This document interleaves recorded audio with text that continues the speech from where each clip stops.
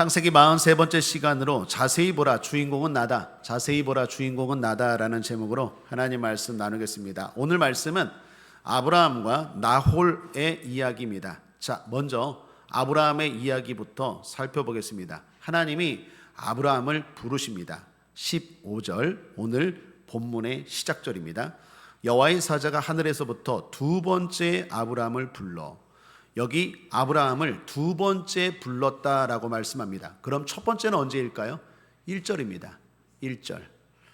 22장 1절을 보면 그 일 후에 하나님이 아브라함을 시험하시려고 그를 부르시되 아브라함아 하시니 그가 가로되 내가 여기 있나이다. 그렇습니다. 하나님이 아브라함을 시험하시려고 부르셨습니다. 그게 첫 번째 부르심이었고, 그 시험을 잘 통과한 후에 하나님이 아브라함을 두 번째 다시 부르신 것입니다. 부르신 장소는 동일합니다. 모리아 산이었죠. 그리고 거기서 두 번째로 하나님이 아브라함을 부르셔서 하신 말씀이 무엇일까요? 축복이었습니다. 시험을 통과했잖아요. 시험을 통과한 아브라함에게 하나님이 축복을 주시겠다 약속을 하십니다. 사랑하는 여러분, 시험을 통과하시고 하나님의 축복을 받으시기를 주님의 이름으로 축원합니다. 그런데 사실 축복을 주시겠다라는 약속은 앞에서도 자주 말씀하셨죠. 아브라함을 부르실 때도 말씀하셨고 중간에도 종종 약속하신 것 아닙니까? 그런데 여기 아브라함이 시험을 통과하고 나서 다시 한번 축복을 주시겠다라고 말씀한 부분에 보면 그 전과 두 가지가 달라요. 그 앞에도 말씀하셨지만 두 가지가 다른데 하나는 확실, 또 하나는 확장입니다. 자, 16절을 보십시오. 가라사대 여호와께서 이르시기를 내가 나를 가리켜 맹세하노니 내가 이같이 행하여 내 아들 내 독자를 아끼지 아니하였은즉. 여기 나를 가리켜 맹세한다고 말씀합니다. 무슨 말입니까? 확실히 주시겠다라는 것입니다. 여러분, 우리가 믿음 생활하면서 하나님이 저와 여러분에게 복 주실 줄 믿습니다.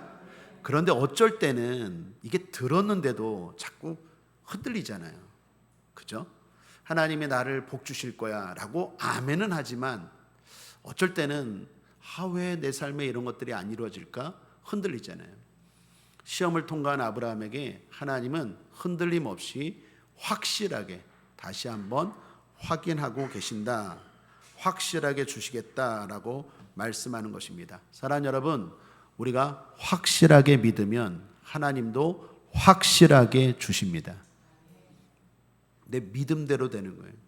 그래서 믿음에도 순도가 있는 것 같아요. 저와 여러분은 100% 순도의 믿음 되시기를, 확실히 믿는 믿음 되시기를 주님의 이름으로 축복합니다.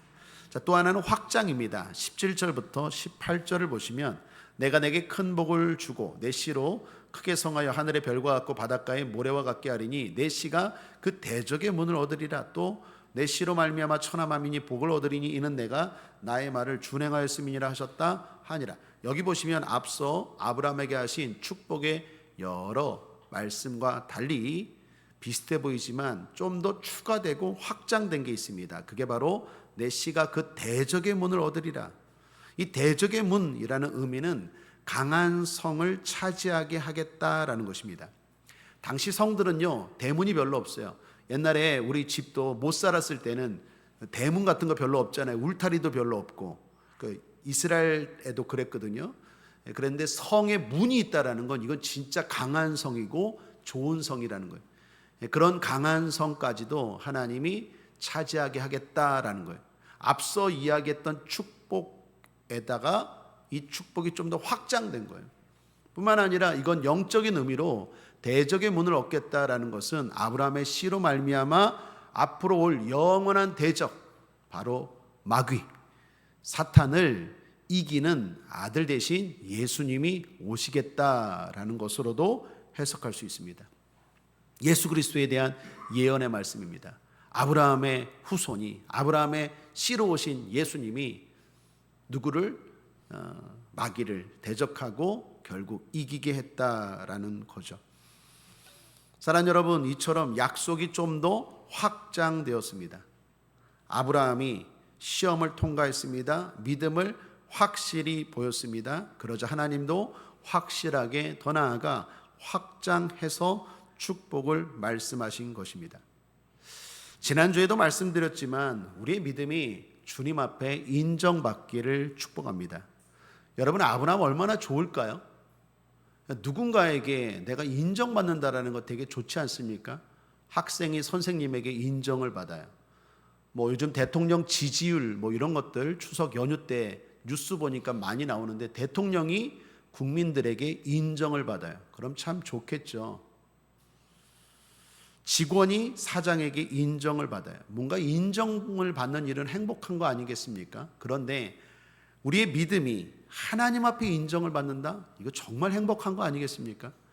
저는 목회의 소원 중에 하나가 이겁니다. 하나님이 인정하는 목회자가 되게 하여 주옵소서. 이거 얼마나 행복한 일이겠어요. 사람들은 인정하지 않을지라도 하나님이 인정한다? 그거는 가장 큰 소원이고 복된 일 아니겠습니까? 그렇게 되기 위해서 우리도 다시 한번 지난 시간에 말씀드린 것처럼 시험 잘 통과합시다.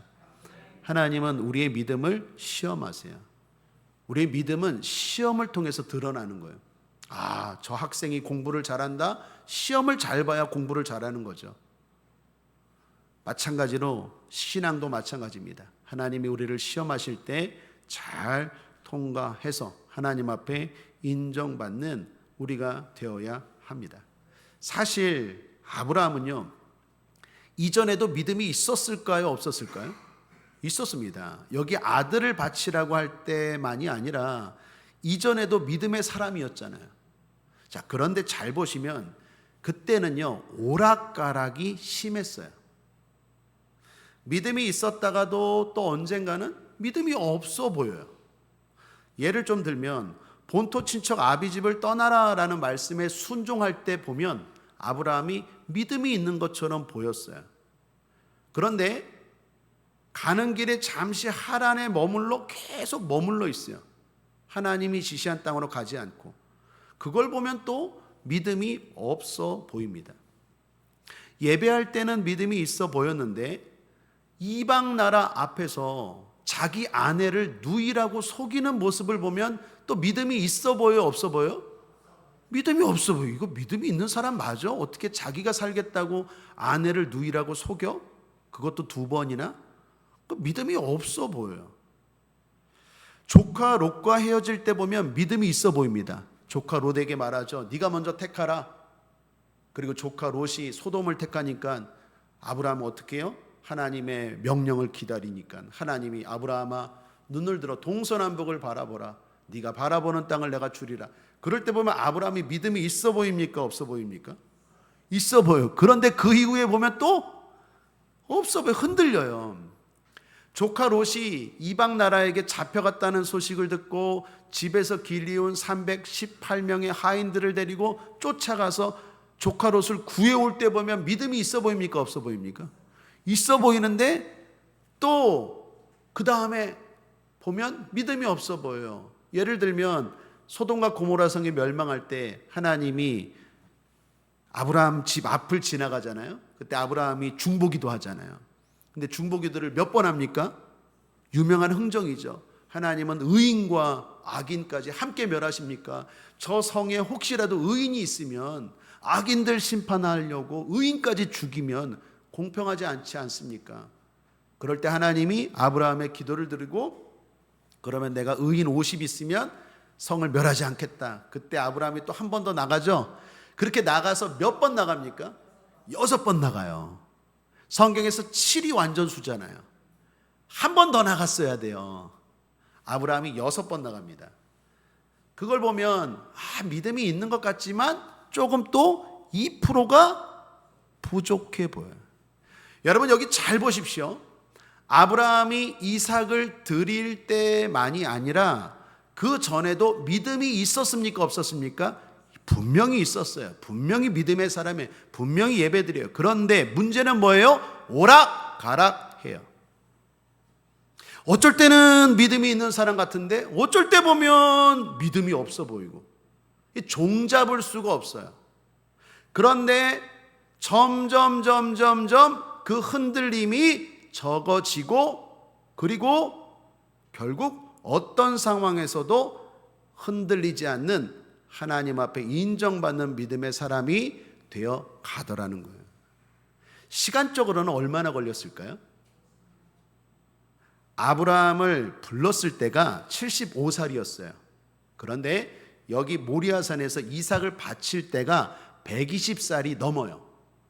그러니까 50여 년 만에 하나님 앞에 너 진짜 믿음이 있구나 라고 인정받은 거예요. 이걸 보면 사랑 여러분, 하나님 앞에 인정받는 믿음이라는 건 한순간에 생기지 않아요. 믿음의 경주라고 말하죠. 믿음이라는 건 끊임없이 살아내는 거예요. 한순간에 나 믿어! 그게 믿음이 아니라 하나님이 바보입니까? 우리의 삶을 통해서 여러 가지 환경을 통해서 여러 가지 상황을 통해서 우리의 믿음을 평가하시고 보신다라는 거예요. 중요한 건 오르락 내리락 오락가락 흔들렸던 아브라함의 믿음이 시간이 갈수록 결국 하나님 앞에 인정받기까지 50여 년이 걸렸다라는 것입니다. 그러므로 우리에게 주는 지혜가 교훈이 뭡니까? 안주하지 맙시다. 방심하지 맙시다. 그리고 격차를 줄여야 돼요. 우리도 사람인지라요, 성령으로 충만할 때가 있지만 또 어느 순간 아브라함처럼 믿음이 없을 때가 있어요. 없어 보이는 사람처럼. 그 격차를 점점 줄여나가는 게 성화예요. 우리의 목표예요. 어떤 상황에서도 흔들림이 없이 좋을 때나 안 좋을 때나 하나님을 바라보는 그러한 믿음의 사람으로 자라가는 것, 그게 우리의 목표입니다. 그러므로 우리가 잘할 때 방심하지 말고 안주하지 않게 되길 바랍니다. 또 하나는 따라할까요? 할 수 있다. 왜 할 수 있을까요? 사실 하나님의 은혜입니다. 아브라함을 실패했을 때 얼마든지 하나님이 버릴 수 있어요. 야, 너 이거밖에 믿음이 안 되냐? 내가 너한테 은혜를 얼마나 베풀었는데, 너 기적을 얼마나 체험했는데 믿음이 이거밖에 안 되냐? 하고 아브라함을 버릴 수도 있는데 사실 하나님이 계속해서 기다려 주신 거예요. 그래서 아브라함을 아브라함 되게 하신 분은 하나님이신 줄 믿습니다. 하나님은 오늘도 저와 여러분을 기다려 주십니다. 그리고 도와주세요. 그리고 중요한 건 결코 포기하지 않으세요. 그러므로 사랑하는 여러분, 할 수 있다, 하면 된다, 해보자 해서 하나님 앞에 온전한 믿음으로 계속해서 인정받을 수 있도록, 시험 통과할 수 있도록 나아가야 될 줄 믿습니다. 이사야서 26장 3절 말씀 한번 함께 읽어볼까요? 시작. 주께서 심지가 견고한 자를 평강의 평강으로 지키시리니 이는 그가 주를 의뢰함이니이다. 이는 그가 주를 의뢰함이니이다. 그렇습니다. 주님을 의지하는 마음이 견고해야 한다라는 것입니다. 심지는 마음의 중심입니다. 이 말씀대로 보면 아브라함은 마음의 중심이 견고하지 못했지만 나중에 하나님 앞에 인정받는 자로 견고하게 되었다라는 것입니다.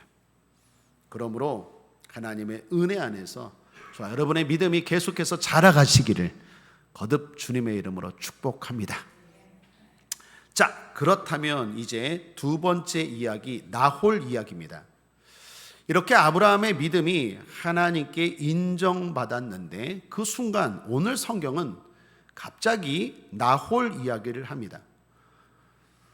성경, 나홀이 누구일까요? 아브라함의 동생이에요.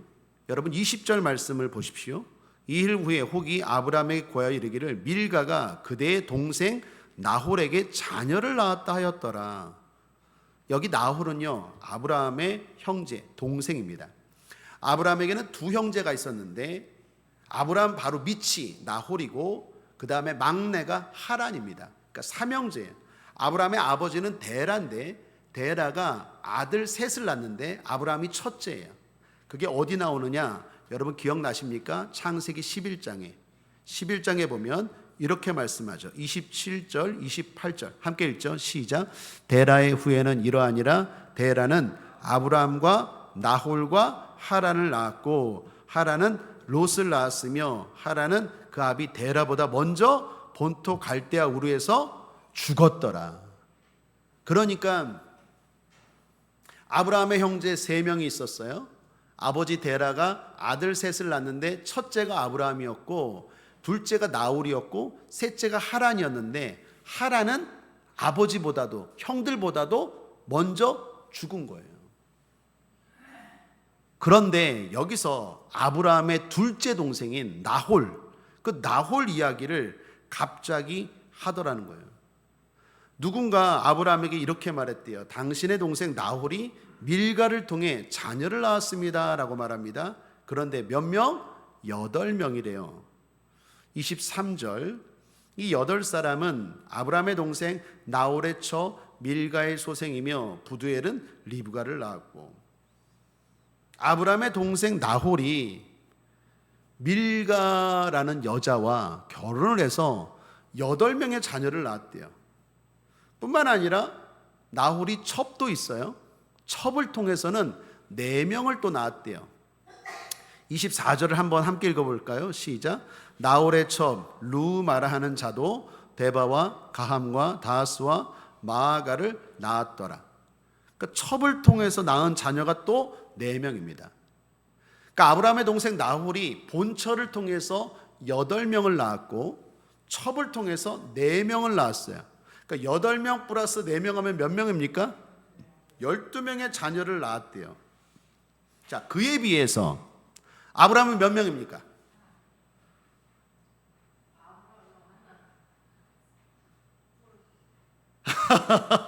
아브라함은 맞아요, 하나예요.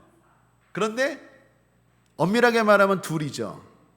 아브라함이 본처 사라를 통해서 낳은 자녀가 이삭이 하나 있고, 그 다음에 사라의 여종인 이삭 낳기 전에 어떻게 보면 첩이라고 할 수 있죠. 하가를 통해서 낳은 이스마엘이 있었지만 이스마엘 쫓아냈잖아요. 그러니까 하나가 맞아요. 지금 1명이에요. 자, 나홀, 아브라함의 동생 나홀은 12명인데 지금 아브라함은 몇 명? 1명이에요. 여기 이상해요. 여러분 성경을 읽을 때 그 내용도 중요하지만 읽으실 때 왜 이런 이야기를 하지? 갑자기? 여러분 그런 생각 안 들어요? 지금 아브라함 이야기를 쭉 하고 있는 거예요. 아브라함이 이제 믿음을 통과해서 하나님 앞에 인정을 받았어요. 이삭을 드렸어요. 그런데 갑자기 좀 생뚱맞게 갑자기 아브라함 동생 나홀 이야기를 왜 하냐고요. 그런 생각을 하셔야 돼요. 성경을 읽으면서 내용도 무슨 의미인가 하고 궁금해야 하지만 읽으면서 좀 맥락이 이상하다?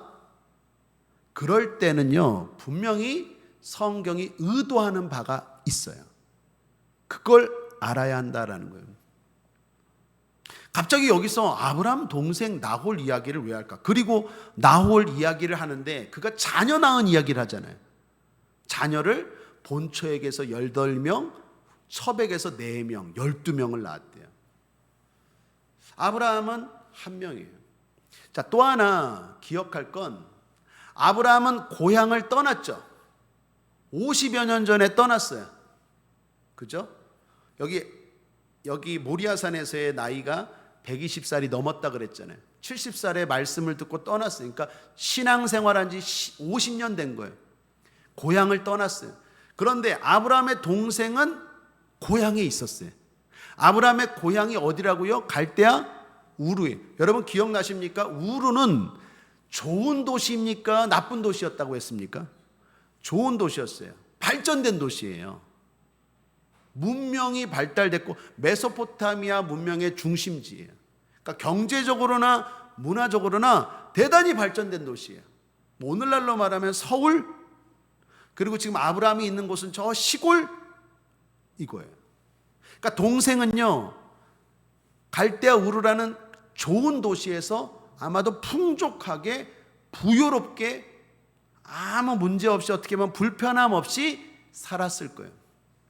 그에 비해서 아브라함은 고향을 떠나서 50년 동안 어땠습니까? 여러분 흔히 이런 말 하죠. 집 떠나면 무슨 고생? 그 고생하죠. 집 떠나면. 아브라함도 집 떠나갖고 50년 동안 어땠습니까? 편안했습니까? 고생 많이 했습니까? 고생 많이 했죠. 심지어 죽을 고비도 넘겼잖아요. 얼마나 아브라함이 하나님 말씀대로 본토 친척 아비집을 떠나서 고생을 많이 했습니까? 자, 이걸 보시라는 거예요. 성경이 지금 겉으로 보면 아브라함의 동생 나홀이 잘 산 것처럼 보이지만 실제로는 자세히 보면 우리는 알지만 누가 잘 산 겁니까? 아브라함이 잘 산 거예요. 여기서 그러면 왜 갑자기 아브라함의 동생 나홀 이야기를 할까요? 그거는 리브가 때문이에요. 여러분 성경 23절을 다시 보겠습니다. 한번 함께 읽겠습니다. 시작. 이 8사람은 아브라함의 동생 나홀의 처 밀가의 소생이며 부두엘은 누구를 낳았고? 자, 리브가가 중요해. 이 리브가 이야기하려고 갑자기 아브라함의 동생 나홀 이야기를 한 거예요. 리브가가 나중에 누구 아내가 됩니까? 이삭의 아내가 되잖아요. 아브라함의 아들 이삭의 아내가 바로 리브가가 그 아내가 돼. 앞으로 이제 아브라함 이야기는 끝이 나고 이삭 이야기 하려고 지금 갑자기 아브라함의 동생 나홀 이야기를 한 거예요. 이 이후로 나홀 이야기는 성경에서 한 번도 나오지 않아요. 그가 얼마나 잘 살았는지, 얼마나 부유롭게 살았는지, 얼마나 풍성하게 살았는지, 얼마나 행복하게 살았는지 모르겠지만 성경에는 한 번도 안 나와요. 관심이 없어요. 관심은 누구입니까? 아브라함이고 그리고 그 믿음의 계보를 잇는 이삭이에요. 여러분 잘 보셔야 돼요. 오늘 성경이 우리에게 주시는 메시지예요. 겉으로 볼 때는 12대 1이에요. 동생은 12명의 자녀를 낳았어요. 아브라함은 1명이에요. 겉으로 볼 때는 나홀이 집에 그냥 고향에 있으면서 잘 살았어요. 불편함 없이 풍족하게 살았어요. 아브라함은 믿음 생활, 신앙 생활 한다고 50년 동안 진짜 무슨 고생했어요. 두 사람을 비교해 보면 누가 봐도 나홀이 잘 산 것처럼 보이지만 성경은 지금 말하는 거예요. 그리고 우리는 알아요. 누가 잘 살았습니까? 아브라함입니까? 나홀입니까? 아브라함이에요. 그리고 성경의 주인공은 아브라함이고 나홀 이야기를 한 건 나홀이 잘 살아서 뭐 행복하게 살아서 이야기한 게 아니라 아브라함의 아들 이삭의 아내 리브가 이야기하려고 곁다리로 성경에 쓰여진 거라는 거예요. 그러므로 사랑하는 여러분 기억하십시오. 주인공은 여러분이세요. 흔들리지 마십시오. 예수 안 믿는 사람들의 형통 잘 사는 것 절대로 부러워하면 안 돼요. 절대로 거기에 기죽으면 안 돼요. 우리가 지금 잘 살고 있는 거예요. 10여 년 전쯤 일입니다. 오늘 말씀 생각하며 준비하다가 두 가지 이야기가 생각났습니다. 둘 다 10여 년 전쯤의 이야기인데 추석 명절을 이렇게 보내고 다시 구역에 제가 맡은 교구에 성도들이 모였어요. 그리고 단합 예배를 드렸어요. 단합 예배를 보통 드리고 마치면 식사하러 가잖아요. 식사하러 갔는데 함께 식사하는 테이블에 있는 성도님들 몇 분이 추석 명절 이야기가 나왔어요. 추석 명절 때 형제들을 만났는데 주로 기가 죽었다라는 거예요. 형제들이 모였는데 자랑을 그렇게 하더래요. 무슨 자랑할까요? 집 자랑, 차 자랑, 명품 자랑, 자식 자랑. 자랑을 하는데 자기는 자랑할 게 없어서 형제들한테 기가 죽었다라는 거예요. 마음이 상했다라는 거예요. 그래서 제가 그 이야기 듣고 식사하다가 격려해 드렸어요. 이 성도님, 예수님이 계시잖아요. 예수님 자랑하셔야지. 그런 거에 너무 기죽지 마세요. 그런데도 위로가 안 되나 봐요. 그래도 목사님 추석 명절날 형제들끼리 모였는데 제가 기가 팍 죽었어요. 마음이 상했어요. 그러시더라고요. 제가 너무 안타깝더라고요. 이걸 어떻게 설명을 잘 해주고 또 기도해 드려야 될까? 그냥 기도해 드렸어요. 그런데 그 주간에 제자 훈련 모임이 있었어요. 우리 옛날에 섬겼던 교회에는 제자 훈련을 잠깐 한 적이 있어요. 제가 맡은 제자 훈련반이 한 8, 9명 정도 되시는 분들이 저희가 맡은 반들이었어요. 그 교구를 초월해서 그때 제자 훈련으로 신청한 분들 8분 정도를 만났는데 그 제자 훈련 모임이 있어서 함께 모였어요. 근데 거기서도 추석 명절날 있었던 이야기가 나온 거예요. 이야기는 뭘까요? 또 추석 명절날 이런저런 이야기하다가 은근히 또 서로 이렇게 자식 자랑, 누구 이야기 이런 얘기 했다라는 거예요. 그런데 앞에 교구 모임 때 분위기와 여기서는 전혀 달랐어요. 제자훈련 때 모인 집사님 한 분이 이야기를 하는데 형제들이 모였는데 자기가 모인 그 자리에서 은혜를 끼쳤다라는 거예요. 그러면서 하시는 이야기가 딸만 넷인데 자기만 빼고 다 사자래요. 사자가 뭘까요? 변호사, 의사, 그리고 또 하나 사장.